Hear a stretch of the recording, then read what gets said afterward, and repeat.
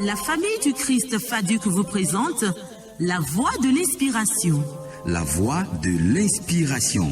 La voix de l'inspiration. C'est l'écoute de la parole inspirée de Dieu. La voix de l'inspiration, c'est l'éducation et l'enseignement dans la parole de Dieu. La voix de l'inspiration, c'est avec le pasteur Antoine Zéouzé. Écoutons la parole du Seigneur. Le Fils de Dieu, élevé sur la... Voilà, mesdames et messieurs, auditrices, auditeurs de la voix de l'inspiration, je vous salue encore dans cette nouvelle année. Bonne heureuse année. Bonne année pour vous tous, auditrices, auditeurs de la voix de l'inspiration. Cette nouvelle année ne sera jamais une année de pleurs, une année de gloire, une année d'élévation, une année de bénédiction dans le nom puissant de Jésus-Christ. Je suis très content, très heureux de vous avoir encore aujourd'hui pour qu'ensemble nous partagions la parole de Dieu. Béni soit l'Éternel Dieu qui nous a encore donné une nouvelle année. Que son nom soit loué. Merci de prendre le rendez-vous, notre rendez-vous de l'émission La Voix de l'Inspiration. Je bénis le Seigneur qui nous accorde la grâce de pouvoir toujours nous donner une inspiration afin que nous puissions partager la parole de Dieu avec vous. Je suis très reconnaissant à l'Éternel Dieu qui m'appelle à cette tâche qui est de m'adresser aux pasteurs. Les pasteurs ont besoin d'être équipés, ressourcés. Les pasteurs, surtout les jeunes pasteurs, ont besoin d'être orientés. Et les anciens pasteurs, comme nul n'est plus qu'ancien que Dieu, les anciens pasteurs ont besoin d'être réchauffés, d'être toujours orientés. Que le nom du Seigneur soit loué. Donc aujourd'hui, je parlerai du grand bon berger et le berger. Le grand bon berger et le berger, c'est-à-dire Jésus-Christ, notre Seigneur et Sauveur, celui qui est mort pour nous et qui nous a confié des personnes à diriger. Jésus, c'est lui le grand berger et nous sommes les bergers. Je ne dirais pas les petits bergers, mais les représentants du Seigneur Jésus-Christ. Nous allons partir et bien avant cela, prions ensemble. Notre Père, notre Dieu, dans le nom puissant de Jésus-Christ de Nazareth, je te dis infiniment merci. Merci pour cette occasion que tu nous donnes encore de pouvoir rester ensemble et partager ta parole. Qu'elle pénètre nos esprits et qu'elle nous donne le discernement et qu'elle nous oriente dans notre ministère. Merci parce que tu l'as déjà fait au nom de Jésus-Christ. Amen. Voilà, donc je vais commencer le thème qui est le grand bon berger et le berger. Je vais lire 1 Pierre chapitre 5 versets 2 à 4. 1 Pierre chapitre 5 versets 2 à 4 qui dit ceci. Paissez le troupeau de Dieu qui est sous votre garde. Non pas contrainte, mais volontairement selon Dieu. Non pour un gain sordide, mais avec dévouement. Non comme dominant sur ceux qui vous sont échus en partage, mais en étant les modèles du troupeau. Et lorsque le souverain sacrificateur, lorsque le souverain pasteur paraîtra, vous obtiendrez la couronne incorruptible de la gloire.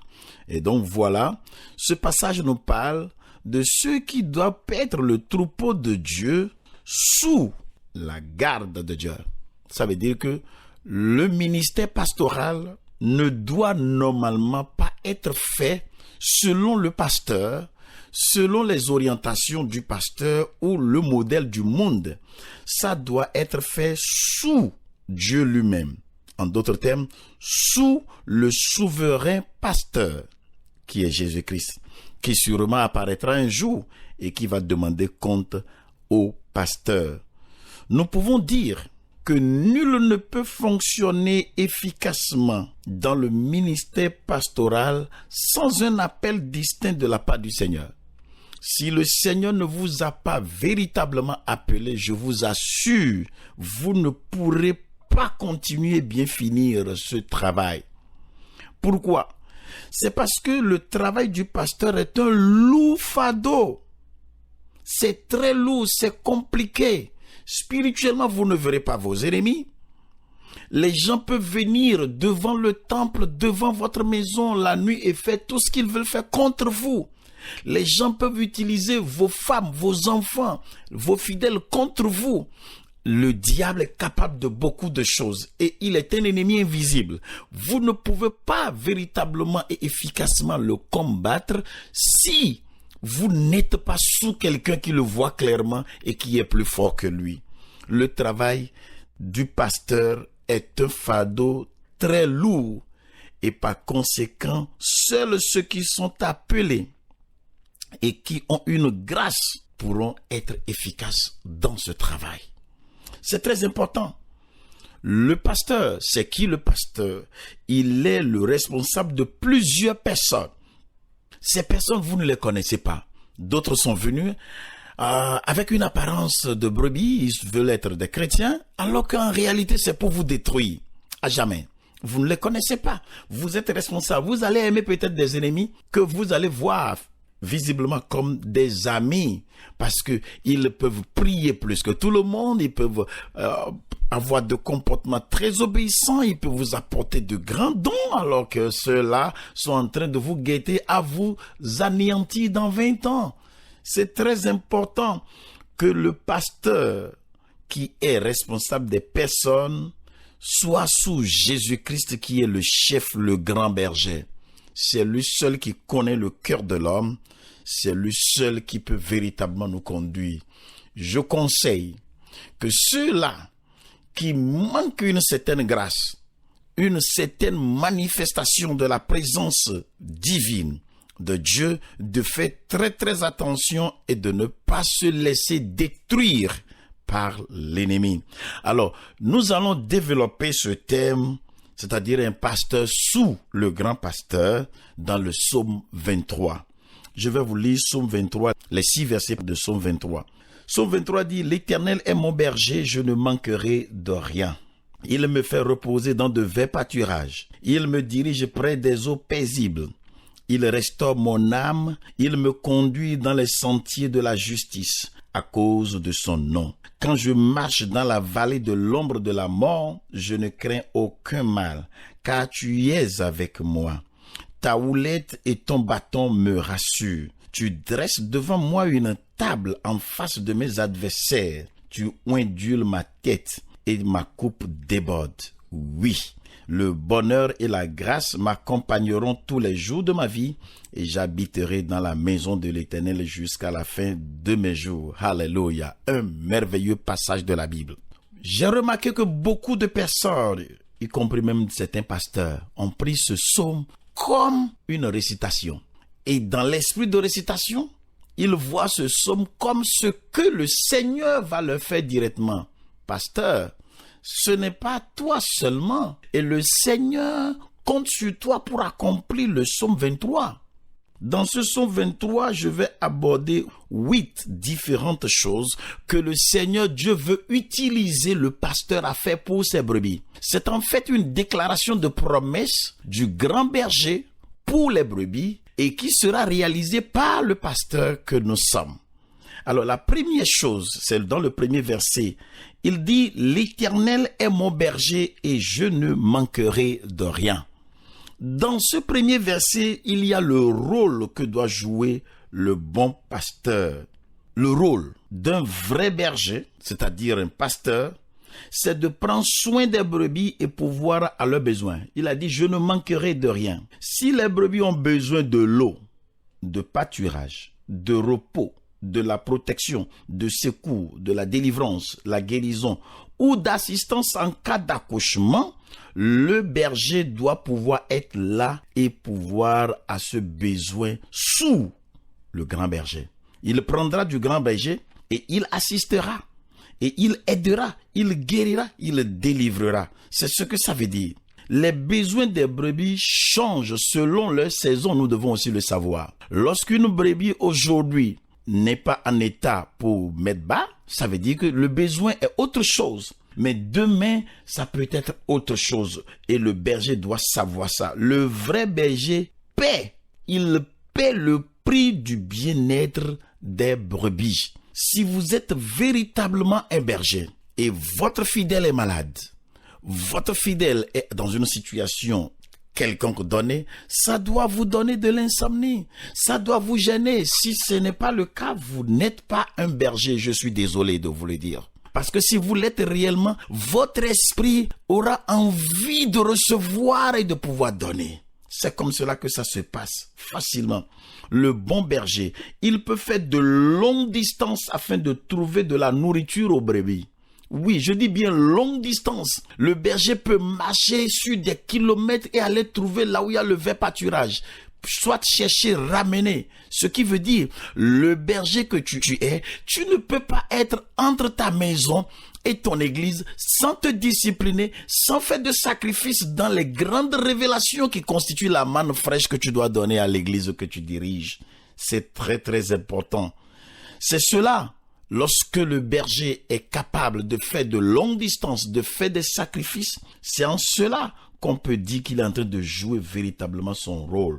Et les brebis peuvent dire, avec ce berger, je ne manque de rien. Ils peuvent voir le grand berger au travers du berger, c'est-à-dire le Seigneur Jésus-Christ devant eux, même s'ils ne le voient pas physiquement. La deuxième chose que je vais aborder, c'est le verset 2 qui dit « Il me fait reposer dans de verts pâturages.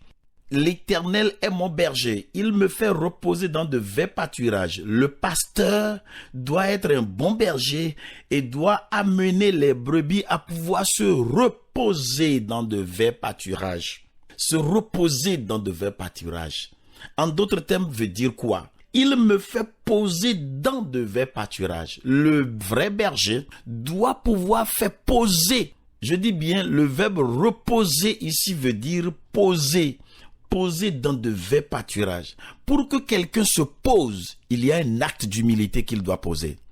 Et le berger doit pouvoir amener la brebis à poser cet acte d'humilité avec jouissance.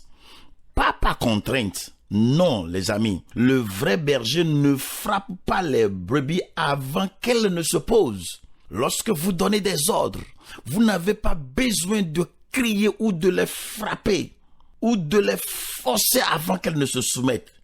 Mais qu'est-ce que le berger fait? Le berger crée un environnement paisible, un environnement aimable dans lequel la brebis se pose elle-même. Et écoutez ce que ne feront pas les brebis lorsque les bergers les forcent.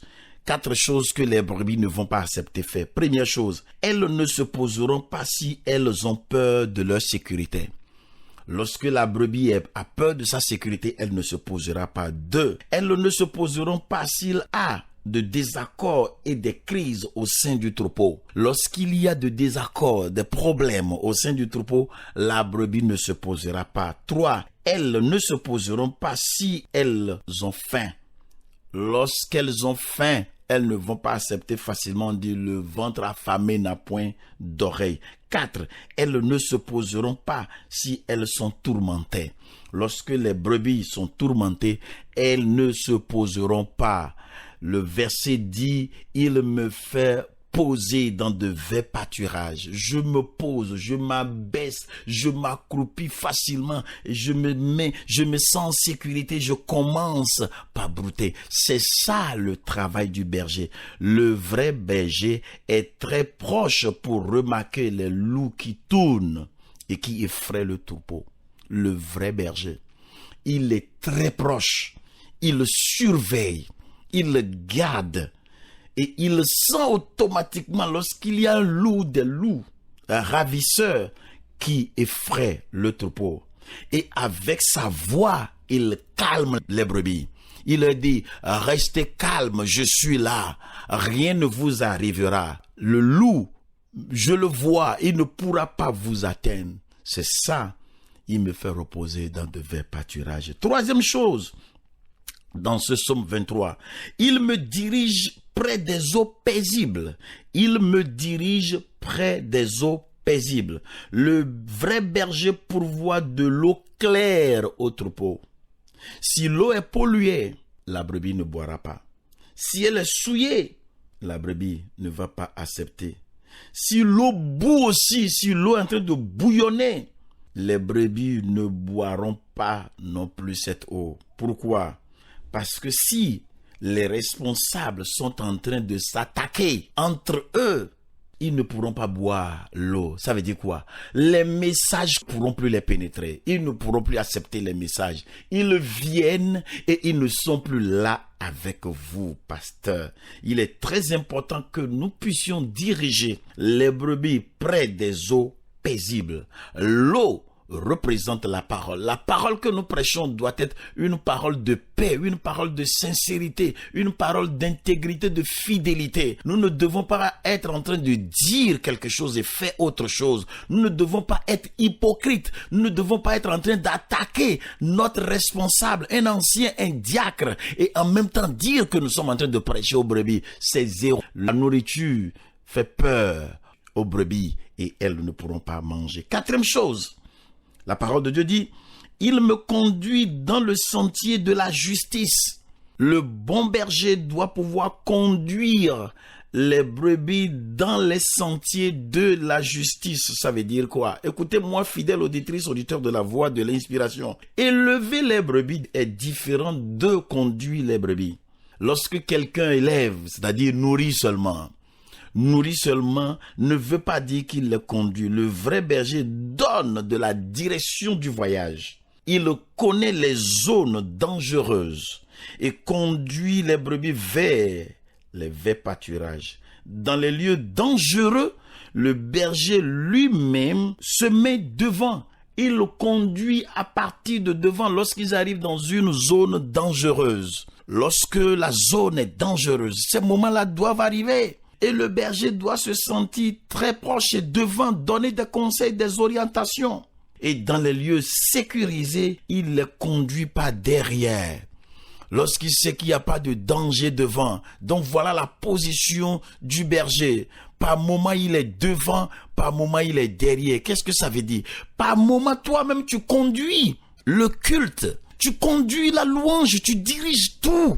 Tu rassures les brebis. Et par moment, tu restes derrière. Tu confies ça à quelqu'un d'autre. Les gens peuvent tout faire pendant que toi, tu es assis du début jusqu'à la fin d'un culte, par exemple. Tu peux régulièrement aller chez une brebis, régulièrement, jusqu'à ce qu'elle sorte de la zone dangereuse. Et lorsqu'elle va sortir de la zone dangereuse, tu peux maintenant te mettre à l'écart. Il dit, il me conduit dans les sentiers de la justice. Le bon berger ne pousse pas les fidèles. Il ne force pas les brebis ou ne les chasse pas du troupeau. Non, il fait tout pour les garder. Il ne les pousse pas par derrière. Il force les fidèles à donner. Il les force à prier. Il fait tout par force. Il dit, si les gens ne sont pas d'accord, il peut partir. Tu n'es pas un bon berger. Le grand berger même ne veut pas perdre même une brebis. Les brebis manquent toujours de direction et ont peur d'avancer lorsque le berger ne les conduit pas avec sagesse,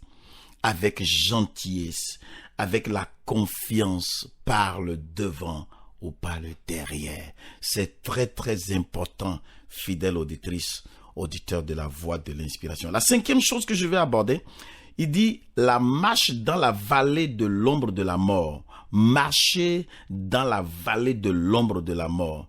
Tout berger doit savoir, tous les bergers doivent savoir que le chemin n'est pas un chemin facile. Le chemin du royaume de Dieu, le chemin vers le ciel n'est pas un chemin facile. Parfois, ce chemin est bien ensoleillé avec de verts pâturages et parfois bien assombri et tordu ce chemin. Et le berger doit le savoir. Écoutez bien, fidèle auditrice, auditeur de la voix de l'inspiration, la vallée de la mort ici n'est pas une vallée physique. Ce n'est pas une mort physique. Non. C'est quoi alors la vallée de la mort? Premièrement, c'est la mort de l'espoir. Lorsque les gens n'ont plus d'espoir, ils sont morts de l'espoir. Ils sont en train de traverser la vallée de l'ombre de la mort. La mort, c'est quoi? C'est la mort de la foi. Ils n'ont plus la foi. Ils n'exercent plus la foi. Ils ne croient plus. Ils sont devenus incrédules à cause de tout ce qui se passe. Troisièmement, c'est la mort dans la fidélité conjugale. La mort de la fidélité conjugale. Le père ne compte plus sur la mère. La mère ne fait plus confiance à papa. Et le berger sait ça. Il faut savoir que tes fidèles sont en train de marcher dans l'ombre de la vallée de la mort. Et ensuite, la mort de la confiance et de la fermeté. Ils ne font plus confiance, ils ne sont plus fermes. Ces fidèles sont en train de traverser la vallée de l'ombre de la mort. Dans ces cas, le pasteur est appelé à marcher dans cette vallée de mort aux côtés de ceux qui en sont victimes. Il est à marcher avec eux. Je sais que tu marches dans la vallée de l'ombre de la mort, mais je marcherai avec toi. Je serai à tes côtés, tu ne seras pas seul. Et tu y arriveras. Sixième chose, ta houlette et ton bâton me rassurent. Ta houlette et ton bâton me rassurent. La houlette et le bâton, c'est quoi la houlette? La houlette est une plaque de fer faite en forme de gouttière rattachée au bout du bâton du berger. Donc ce sont deux choses différentes. La houlette est différente du bâton. La houlette est attachée, c'est une plaque de fer attachée au bâton. Mais cela ne veut pas dire le bâton. Le berger utilise la houlette pour jeter les mottes de terre aux moutons qui s'écartent et les faire revenir. La houlette est aussi utilisée pour détecter les blessures subies par la brebis. C'est ça, il l'utilise pour ouvrir les poils. Et maintenant, le bâton réconforte et encourage. Les deux spirituellement représentent quoi? Les deux spirituellement représentent la parole de Dieu et les dons spirituels dans la vie d'un pasteur oint. Un pasteur qui est véritablement oint doit avoir le bâton et la houlette. Le bâton et la houlette représentent la parole de Dieu et puis le don. Le pasteur doit s'efforcer à étudier la parole, à assister aux conférences, aux séminaires. Il doit également connaître son don. Si vous êtes pasteur, ne pensez pas que vos études bibliques à l'école biblique des années passées, ne pensez pas que ce que vous lisez dans votre bibliothèque, il est nécessaire d'assister aux conférences. Il y a des gens qui ont des dons que vous n'avez pas ou des dons qui sont en vous, qui dorment, qu'ils peuvent facilement réveiller. C'est très important. Dans le cas échéant, ils ne pourront pas avoir la houlette et le bâton pour rassurer les brebis. La septième chose, tu dresses devant moi une table en présence de mes adversaires. Le berger et les brebis sont des cibles de l'ennemi. Le pasteur doit le savoir. Le bon berger se protège et protège également les brebis contre les attaques de l'ennemi. Si le berger tombe, les brebis se disperseront. C'est ce que Dieu lui-même déclare dans Zacharie chapitre 13 verset 7. Il dit, épée, lève-toi sur mon pasteur et sur l'homme qui est mon compagnon, dit l'Éternel des armées. Frappe le pasteur et que les brebis se disperse et je tournerai ma main vers les faibles. Vous écoutez, pasteur? Quand est-ce que cela peut arriver? Quand est-ce que l'épée peut se lever? Quand est-ce que l'épée peut frapper le berger? Lorsque le berger pêche et ne veut pas se repentir. Lorsque vous tombez dans un péché, la repentance c'est de confesser. Ouvrez vos bouches là-dessus et abandonnez. Dieu va vous pardonner. Sinon, ce qui va arriver, c'est que l'épée de l'Éternel va se lever et vous frappera. Et ce sera la plus grande honte. Surtout toi qui as une grande église. Je t'informe, je t'avertis. Si tu mènes une vie de péché que tu caches, l'épée de l'Éternel, c'est pas moi qui l'ai dit, c'est Zacharie 13. L'Éternel Dieu lui-même l'a dit. Écoutez, fidèles auditrices, auditeurs, le péché du berger est également le péché de la congrégation. Si le berger pêche, la congrégation est en train de pêcher. Huitième et dernière chose, il dit, le bonheur et la grâce m'accompagneront tous les jours de ma vie. Le bonheur et la grâce, c'est la fin de ceux qui sont sous le grand et bon berger. Une bonne fin. Le bonheur et la grâce vont les accompagner. Ceux qui ont surmonté les épreuves et les tentations de la vie. Ceux qui ont guéri les cœurs brisés. Ceux qui ont cherché les âmes perdues et les ont retrouvées, ce sont ceux-là qui arriveront à une bonne fin. Le berger lui-même aussi doit bien finir. Il doit avoir de bons mentors, avec la crainte de Dieu, avec un esprit enseignable, une croissance spirituelle continue. Et tout finit bien pour le berger et les brebis. Je termine avec 1 Timothée chapitre 4 verset 16. 1 Timothée 4 16 qui dit, veille sur toi-même et sur ton enseignement. Persévère dans ces choses, car en agissant ainsi, tu te sauveras toi-même et tu sauveras ceux qui t'écoutent. De tout ceci que je viens de dire sur le psaume 23, nous pouvons comprendre que le pastoral va au-delà de prêcher les dimanches matins. C'est un travail très dur qui demande plus la grâce de Dieu, la sagesse de Dieu, l'onction de Dieu et la patience. Celui qui n'est pas vraiment appelé ne pourra jamais bien accomplir cette œuvre. Voilà pourquoi je dis au pasteur, rassurez-vous d'abord que Dieu vous a appelé. Observez-vous, les signes doivent vous confirmer cela. Dans le cas échéant, déshabillez-vous rapidement, démissionnez, sinon vous risquez de mourir avant votre temps. Et si Dieu vous a appelé, ne soyez pas paresseux, soyez fervents, soyez laborieux, et l'Éternel Dieu vous aidera à aller plus loin. Que le Seigneur Dieu vous bénisse et qu'il vous garde. Je m'arrête là aujourd'hui, je vais prier maintenant. Père, dans le nom puissant de Jésus-Christ, je prie pour tes bergers.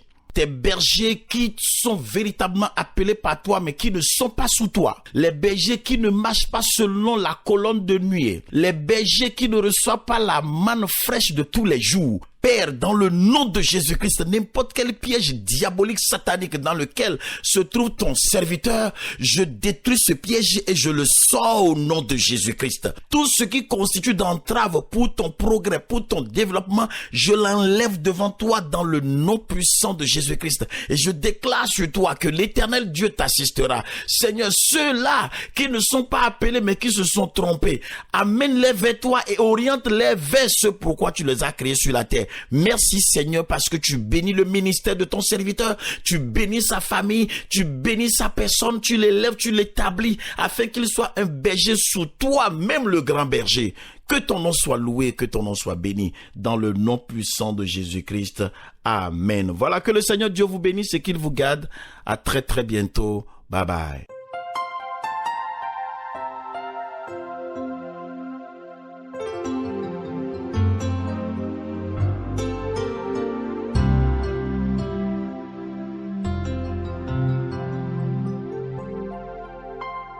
Vous venez d'écouter l'émission La Voix de l'Inspiration.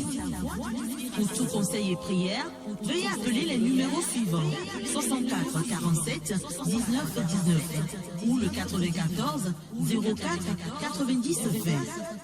Pour écouter ce message, allez sur notre site web www.lafamilledechrist.org ou sur notre page Facebook FADUC. FADUC s'écrit FADUC. L'église La Famille du Christ est située à Cotonou, dans l'avant de l'écobanque d'Agontico. Que le Seigneur vous bénisse. Le Fils de Dieu, élevé sur la